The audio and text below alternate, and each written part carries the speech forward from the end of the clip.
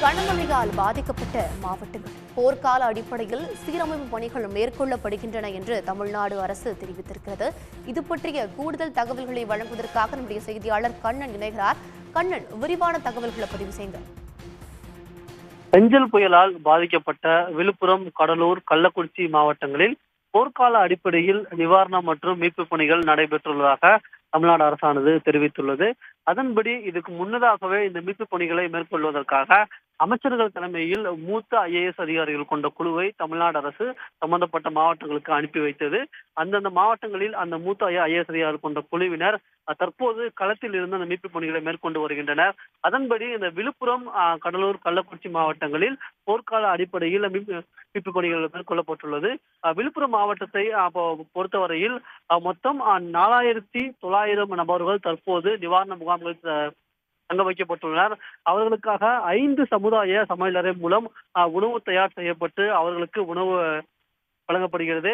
மேலும் தூய்மை பணியாளர்கள் மூலம், அதாவது 333 தூய்மை பணியாளர்களை வெளி மாவட்டங்களிலிருந்து கொண்டு வரப்பட்டு அங்க பணிகள் மேற்கொள்ளப்பட்டுள்ளது. மேலும் குடும்ப அட்டைதாரர்களுக்கு 5 கிலோ அரிசியும் வழங்கப்பட்டுள்ளது.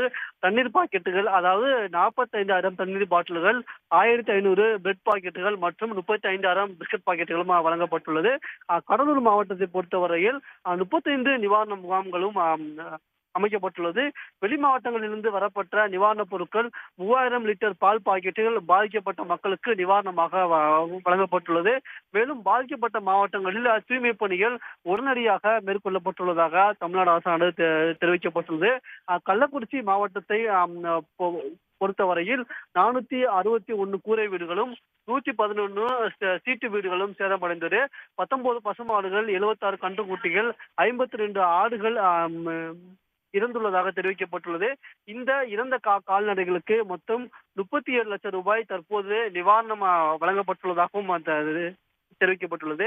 மேலும் மழை பாதிப்பு கள்ளக்குறிச்சி மாவட்டத்தில் 16 நிவாரண முகாம்கள் அமைக்கப்பட்டு 612 குடும்பங்கள் தங்க வைக்கப்பட்டுள்ளதாகவும் அவர்களுக்கு தேவையான அத்தியாவசிய பொருட்கள் உடனடியாக வழங்கப்பட்டு வருவதாகவும் தெரிவிக்கப்பட்டுள்ளது.